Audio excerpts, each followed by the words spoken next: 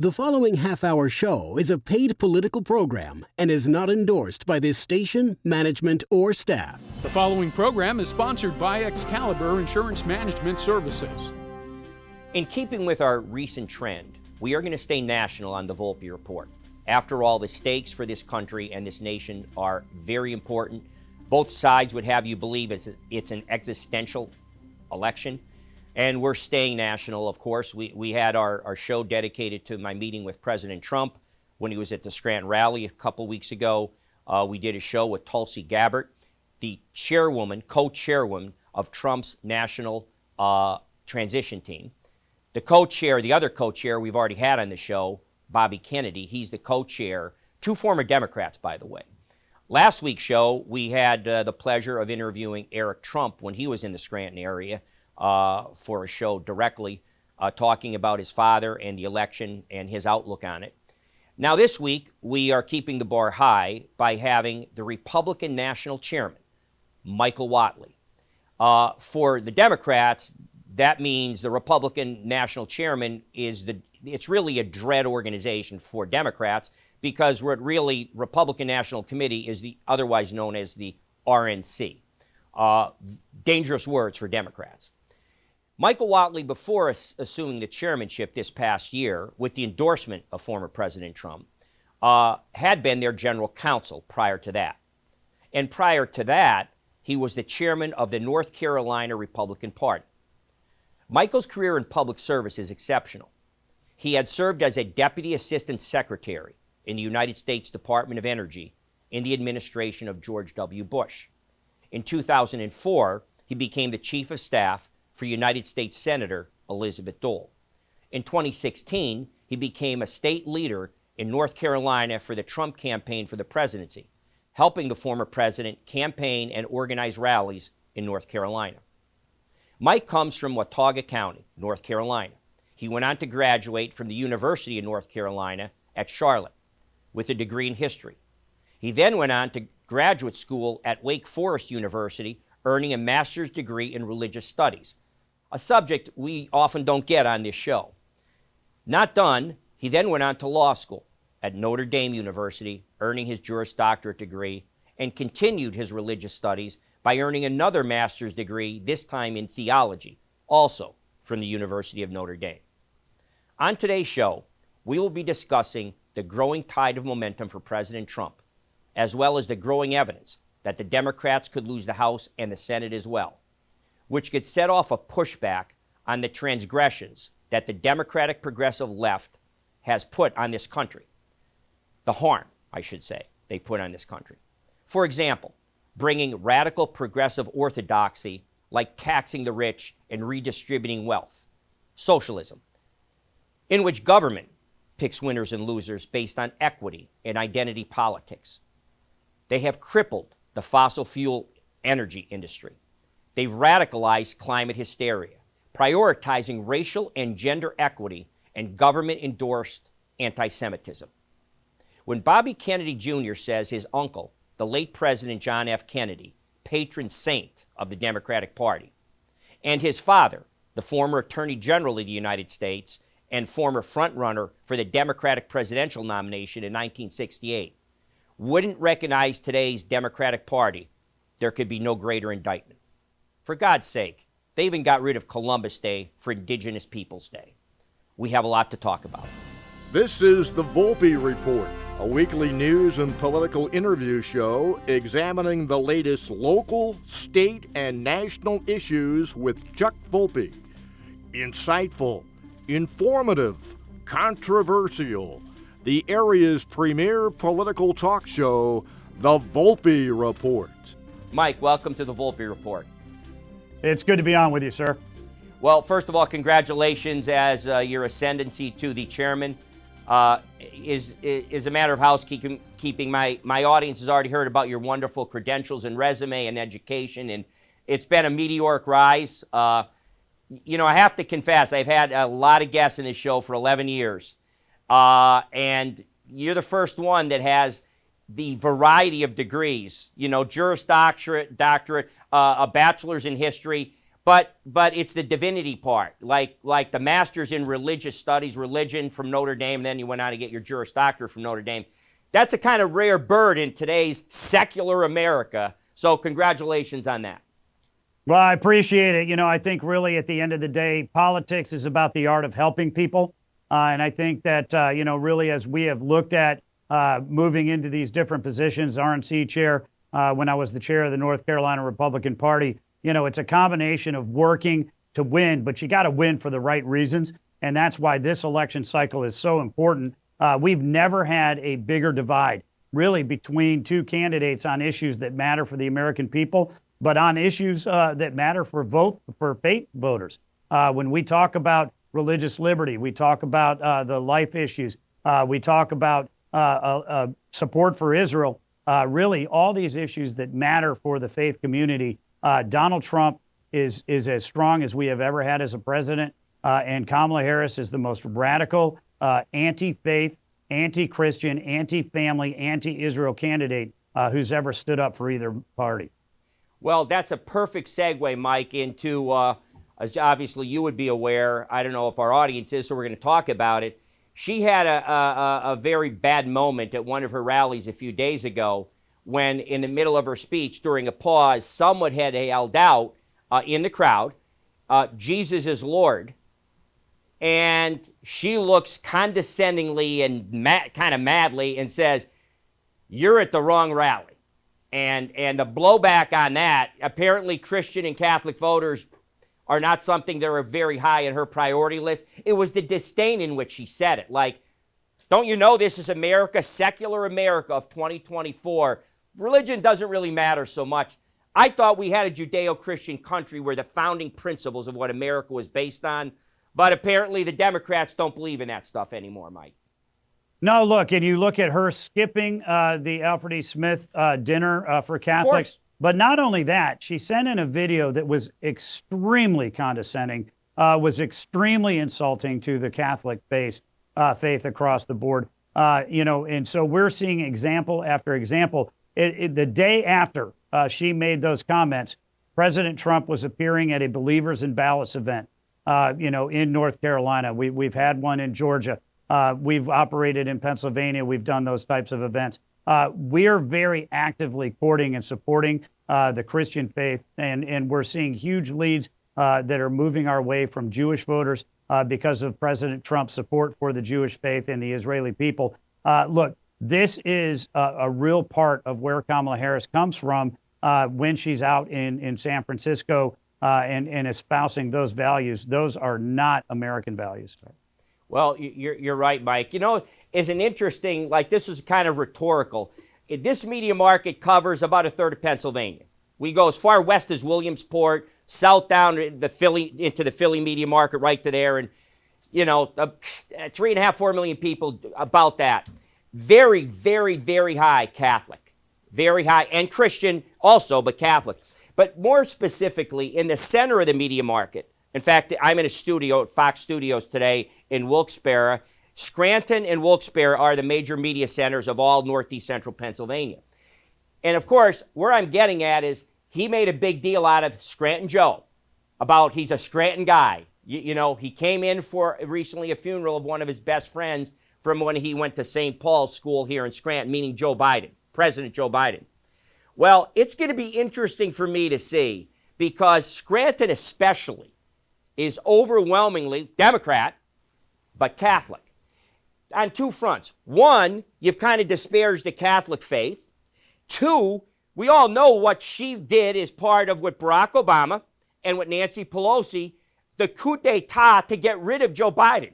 They kicked him out. So I'm going to be really curious to see how Scranton Democrats respond in the heart of this media market, which would be devastating for Pennsylvania if that goes south. And I'm hearing a lot of Democratic friends resentful about how they mistreated Joe Biden, and also not particularly happy about the Catholic issue. So it's rhetorical. I don't need a response, but I'm giving you some on the ground here in Pennsylvania. In Scranton Joe's hometown, the reception to say right now of her is lukewarm. In fact, she didn't even come, which is surprising. She sent her husband, was in Scranton a few days ago. But let me talk to you now about something we talked about off camera. I'm seeing poll numbers. There's two issues here, Mike. Let's take the general poll numbers. Right now, according to national polls in the major swing states, President Trump has a lead in almost all of them. And in fact, I want to say all of them. I think Nevada was a straggler, but even now, the latest polls in Nevada have him either even or slightly ahead. And they are small, but they're solid margins. You know, a point, 2 points. A couple are within a point.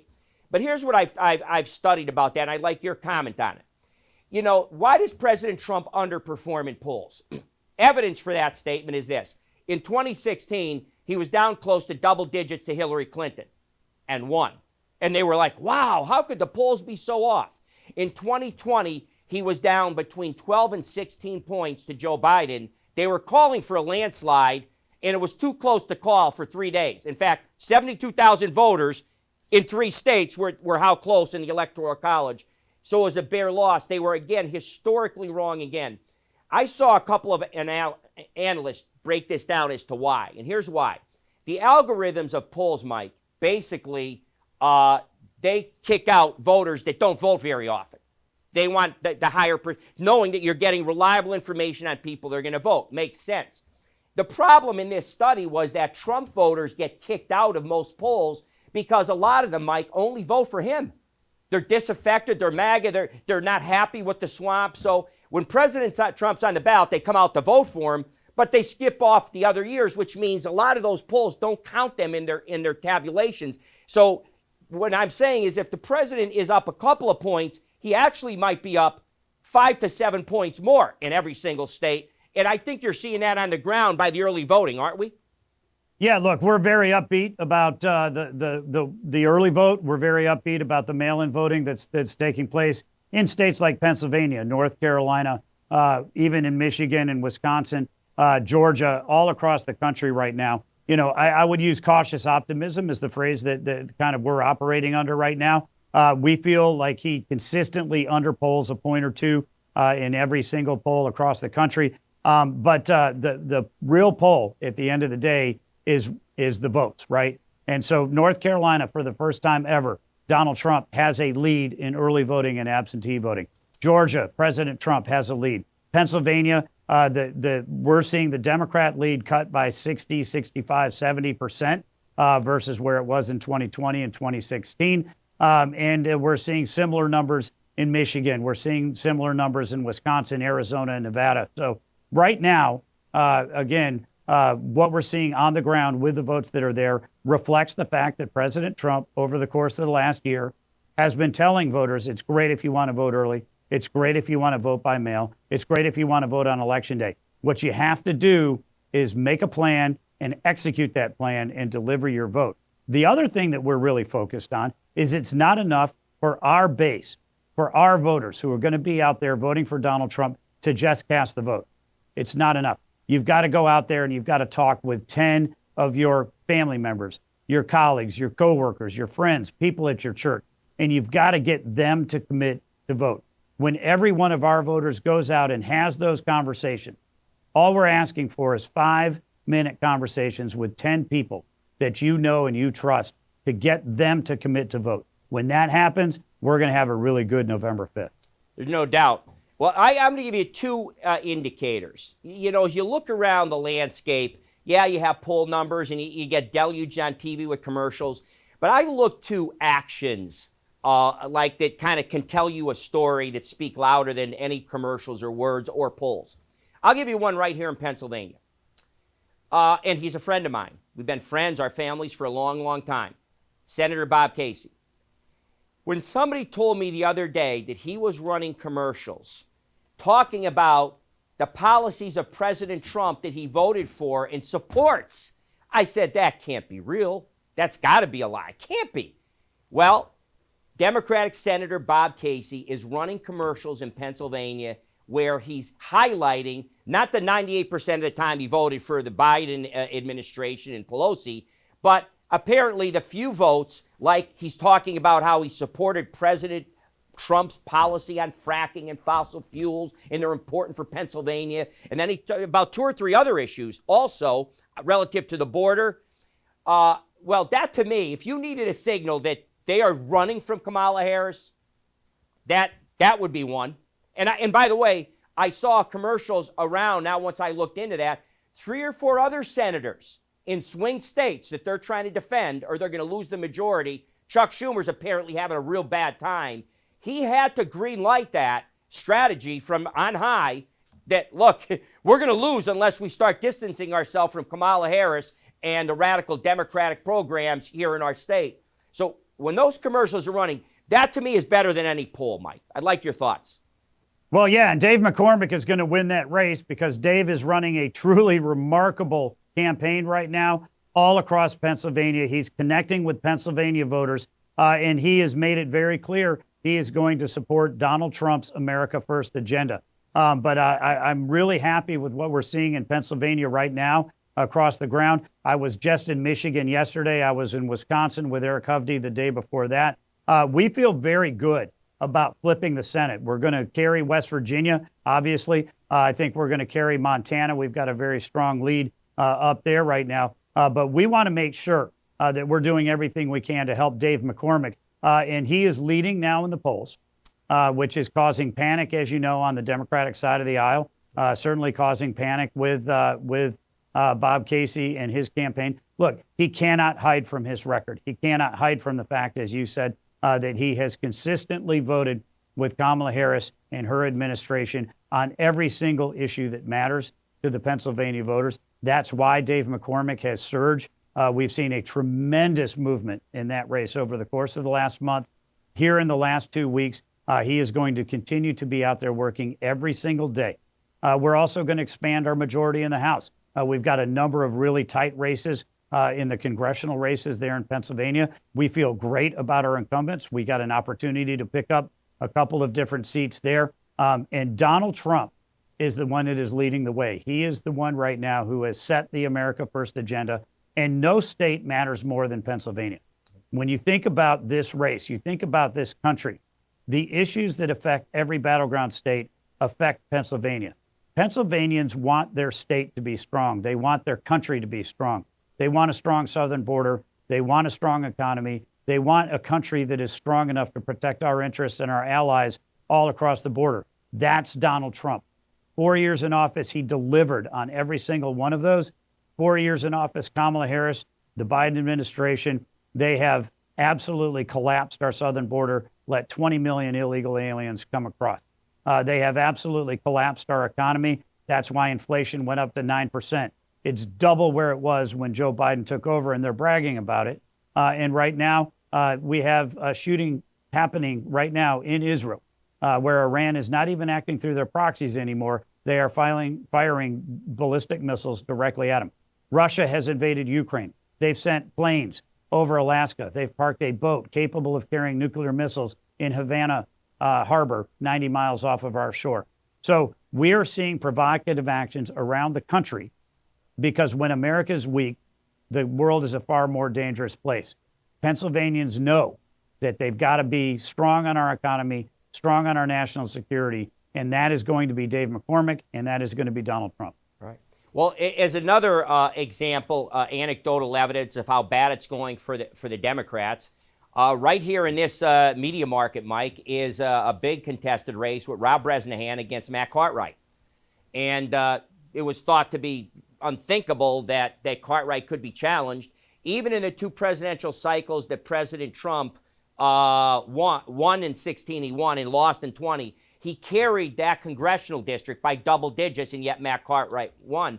He is now running commercials talking about how he did not support the Pelosi or the Biden wall or immigration issue, that he's voted against them on that issue and has voted for strengthening the border. So again, highlighting the change from what's going on with the national team. As I said, the anecdotal evidence is staggering to me. Yes, absolutely. We feel really good about Bresnahan. We like the rest of our congressionals all across Pennsylvania. We are absolutely going to expand our majority, and we're going to be able to adopt those America First policies. Chuck, thank you so much for your time. Really appreciate your service in Pennsylvania, and look forward to talking to you again soon. Thank you so much. Have a good day.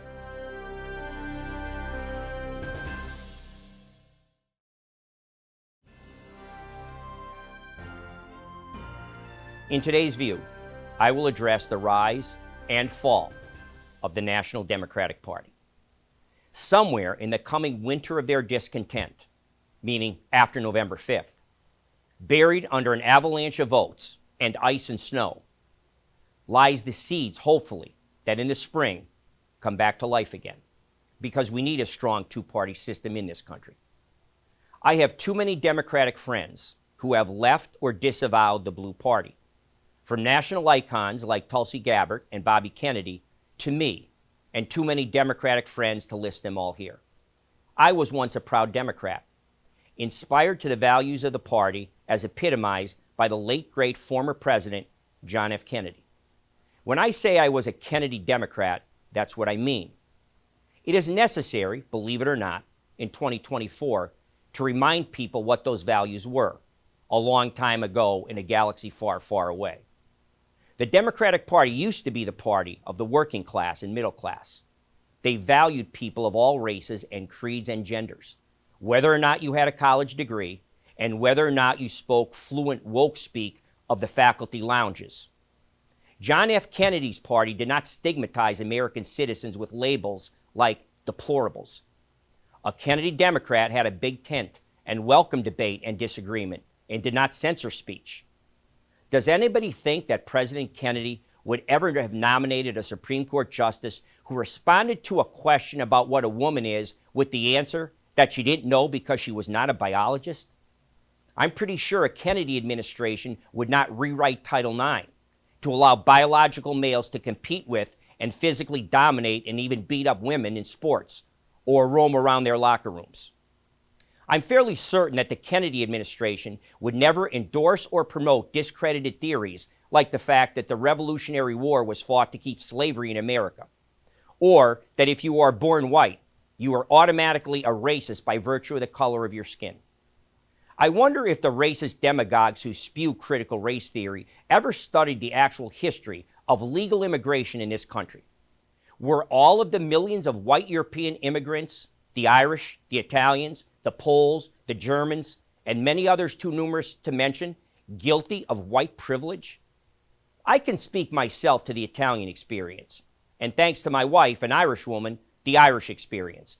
And I can tell you that the term white privilege doesn't square with the experiences of those people, or don't they count?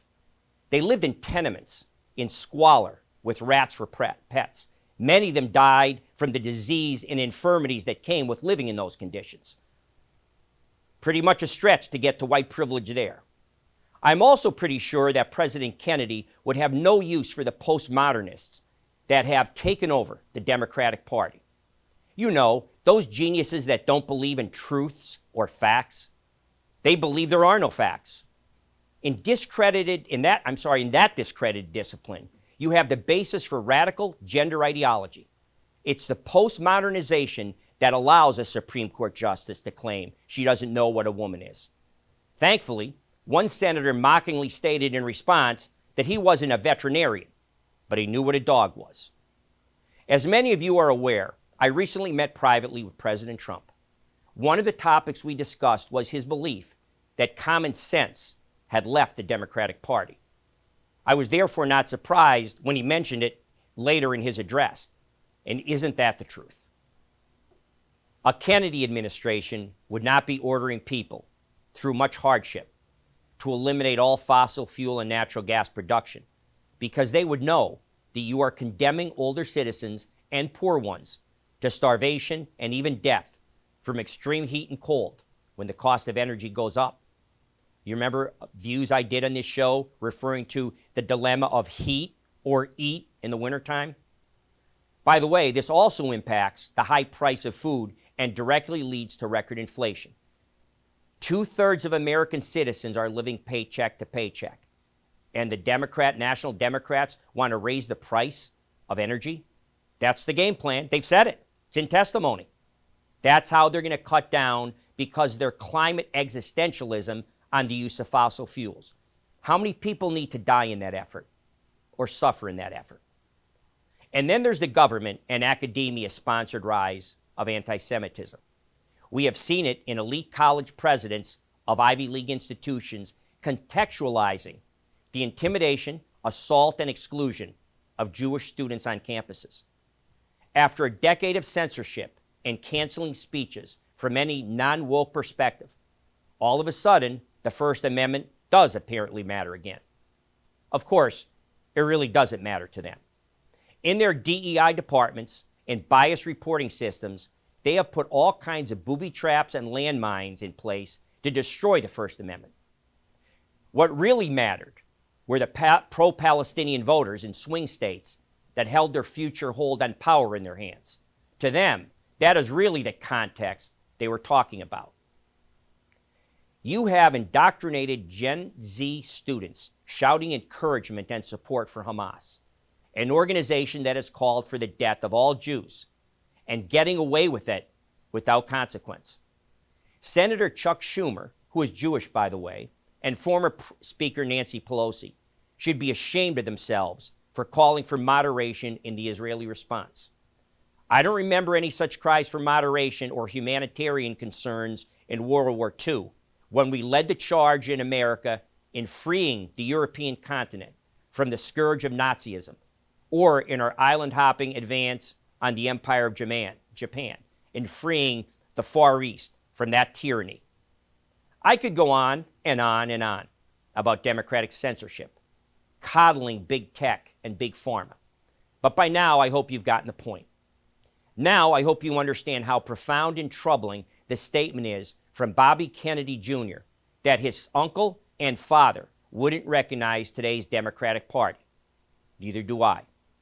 It would be easy to forget in my excoriating my former party the importance to our country to have two functioning parties. As I said in the beginning, there are too many patriotic Democratic citizens who I believe will move the Democratic Party back to where it has always been, at the center of love for our country, a belief in a God that imbued us with inalienable rights that are not bestowed by the government, but are protected by it. I would hope there are still people who remember Thomas Jefferson and James Madison and will view all Americans as the same without the benefit of intersectionality in identity politics.